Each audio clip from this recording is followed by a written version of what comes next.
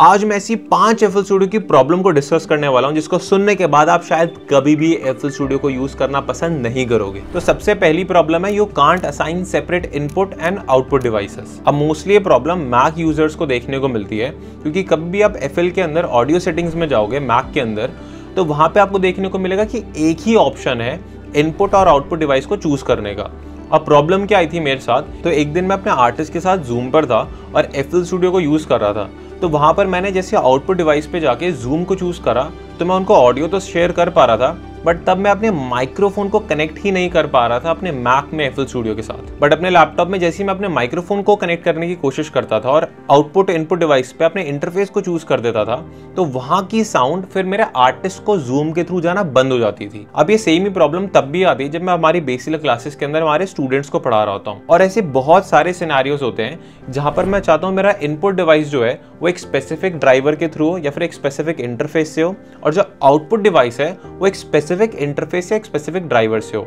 अब यही चीज अगर मेरे को एबलटन या फिर लॉजिक प्रो में करनी होती है तो मेरे को बस उनकी ऑडियो सेटिंग्स में जाना होता है, इनपुट डिवाइस को सेपरेटली चूज करना होता है और आउटपुट डिवाइस को मैं सेपरेटली यहाँ से क्लिक करके चूज कर सकता हूँ। बट जब भी मैं मैक के अंदर FL Studio को चला रहा होता हूँ तो मेरे पास ये ऑप्शन होता ही नहीं है। तो ये मेरे को एक काफी मेजर प्रॉब्लम लगी कि मैक के अंदर जब भी आप FL Studio को यूज कर रहे हो तो आप नेटिवली इनपुट और आउटपुट डिवाइसेस को सेपरेट सेट नहीं कर सकते। सेकेंड प्रॉब्लम है प्लग इन इंसर्ट्स पर mixer channel are limited to 10 slots. तो जब भी आप FL Studio के अंदर मिक्सर को ओपन करोगे और वहां पे मल्टीपल ऑडियो इफेक्ट्स को लगाने की कोशिश करोगे तो वहां पर आप नोटिस करोगे कि पर इंसर्ट आप 10 से ज्यादा ऑडियो इफेक्ट को अप्लाई कर ही नहीं सकते हो। और बहुत बार जब मैं FL Studio को यूज कर रहा होता हूँ, स्पेशली जब वोकल प्रोसेसिंग को कर रहे होते हैं, तो वहां पे एक ट्रैक मेलोडाइन खा जाता है, एक ट्रैक EQ की क्लीनिंग खा जाता है, कभी कभी हमें डी क्लिक भी लगाना पड़ता है, फिर मल्टीबैंड कंप्रेसर, सैचुरेटर, रिवर्ब, एको, तो इतने ऑडियो इफेक्ट्स कभी कभी लग जाते हैं वोकल के ऊपर कि वो पूरा स्लॉट भर जाता है। फिर यहाँ पे क्या सॉल्यूशन निकल के आता है कि उसका आउटपुट लेके हमें एक और इंसर्ट में डालना है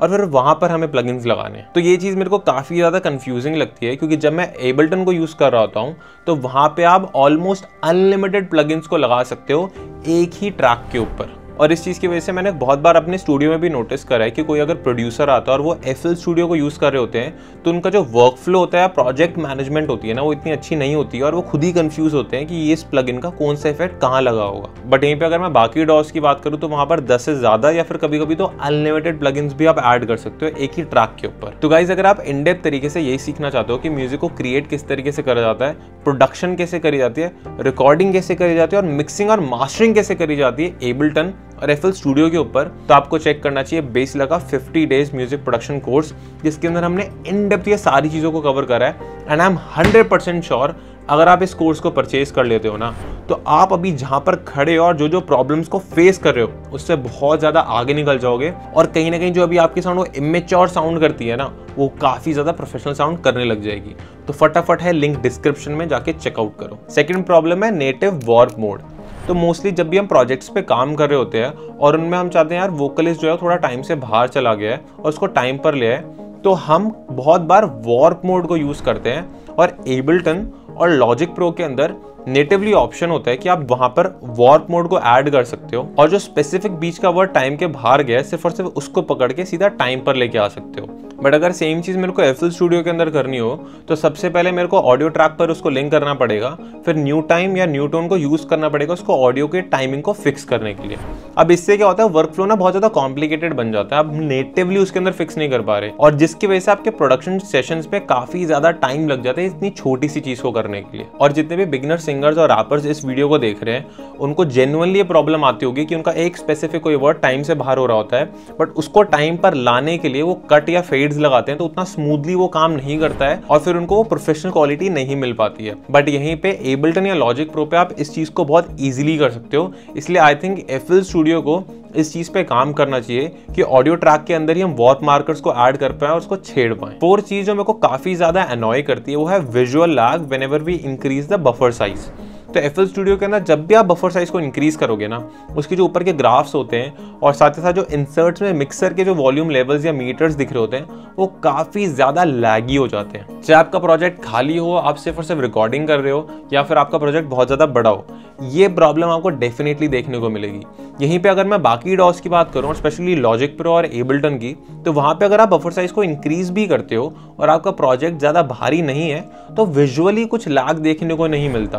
अब होता क्या, विजुअल लैग की वजह से हम मीटर को एक्यूरेटली नहीं देख पाते हैं और कभी कभार वो बड़ा अनोइंग सा लगता है, यार ये ढंग से काम क्यों नहीं कर रहा और क्या हमारा कंप्यूटर स्लो है। तो आई गेस FL स्टूडियो के अंदर का जो इंजन है, जिस तरीके से सॉफ्टवेयर काम करता है, उसके अंदर कुछ प्रॉब्लम है कि जब भी हम बफर साइज को इंक्रीज करते हैं और चाहे प्रोजेक्ट खाली हो तब भी वो लैग करते हैं। तो इस चीज़ पे FL स्टूडियो को काम करना चाहिए, जिससे जब मेरा अगर प्रोजेक्ट भारी ही नहीं है और मैंने जस्ट बफर साइज को इंक्रीज कर दिया है तो वो विजुअल लैग ना दे। तो जो लास्ट प्रॉब्लम जिस पे FL स्टूडियो काम कर सकता है वो है combined peak and RMS meter. तो अगर आप कभी भी FL स्टूडियो के मीटर को नोटिस करोगे तो वहाँ पे सिर्फ और सिर्फ एक ही ग्राफ आ रहा होता है जो कि आपको पीक दिखा रहा होता है कि आपकी किक स्नेयर कितनी ज़्यादा लाउड है।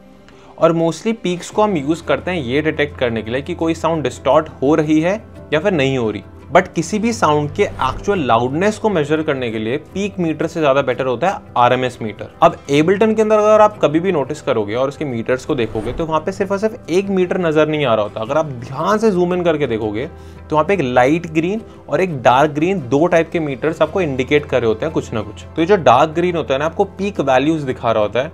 यहीं पे जो नीचे ब्राइट मीटर है ये आपको RMS दिखा रहा होता है। बहुत बार क्या होता है, आपकी पीक्स जो है वोकल्स की, हो सकता है वो किक से बहुत ज़्यादा नीचे हो। बहुत सिनेरियोज में लोग क्या बोलते हैं कि यार मेरा वोकल ज़्यादा लाउड साउंड नहीं कर रहा, बट अगर मैं FL में मीटर में देख रहा हूँ तो वो किक से भी ज़्यादा जा रहा है लाउड। और आपके गाने में कौन सा एलिमेंट ज़्यादा लाउड है और कौन सा ज़्यादा क्वाइट है, उसके लिए आप पीक मीटर पे 100% डिपेंडेंट नहीं हो सकते, क्योंकि हमारे कान जो होते हैं वो साउंड को बहुत ज़्यादा फास्ट परसीव नहीं करते। हमारे ब्रेन को टाइम लगता है उस साउंड को प्रोसेस करने में। इसी वजह से हमें RMS मीटर दिया जाता है, जिससे आप विजुअली देखकर ये चेक कर सकते हो कि कौन सा एलिमेंट ज़्यादा लाउड है और कौन सा ज़्यादा क्वाइट है। इस प्रॉब्लम को समझने के लिए हम एक सिनेरियो क्रिएट करते हैं जहाँ पे हम एक जगह किक रखते हैं और एक जगह वोकल्स को रखते हैं और विजुअली देखते हैं कि कौन सी साउंड ज़्यादा लाउड दिख रही है।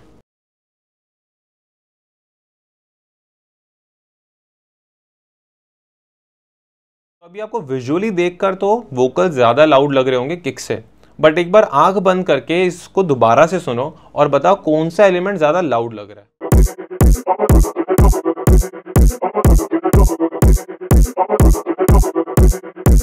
तो आई गेस सबने किक को ही गेस करा होगा। तो एक बार आप दोनों एलिमेंट के RMS को चेक करते हैं।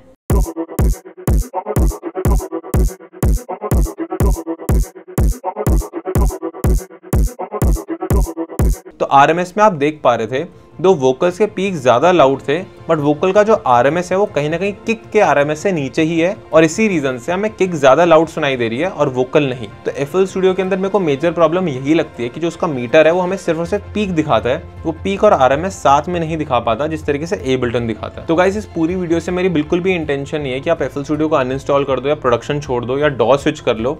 मैं बस आपको कुछ प्रॉब्लम्स बताना चाहता था और साथ ही साथ मैं चाहता हूँ ये वीडियो इमेज लाइन तक भी पहुंचे, जिससे ये सारे फीचर्स वो ऐड कर दे और कहीं ना कहीं FL स्टूडियो और ज़्यादा तगड़ा डॉ बन जाए और बाकी डॉ को तो पूरा बीट ही कर दे। तो गाइज, इन दी एंड सारे डॉ इक्वल है, चाहे आप FL स्टूडियो यूज़ करो चाहे एबल्टन यूज़ करो। अगर आपको प्रोडक्शन करनी अच्छे से आती है तो आप किसी भी डॉ पे करना सीख सकते हो। तो गाइज, अगर आप इंटरेस्टेड हो तो आप हमारे मेंटोरशिप प्रोग्राम में ज्वाइन कर सकते हो और उसके लिए आपको जाना है www.baselayer.in/learn। इसका लिंक डिस्क्रिप्शन में मिल जाएगा। आप हमारी वेबसाइट देख सकते हो और नीचे एक फॉर्म लिखा होगा, इसको जाके फटाफट से फिल कर दो अगर आप सीरियसली प्रोडक्शन को सीखना चाहते हो। तो मिलते हैं नेक्स्ट वीडियो में, बाय बाय।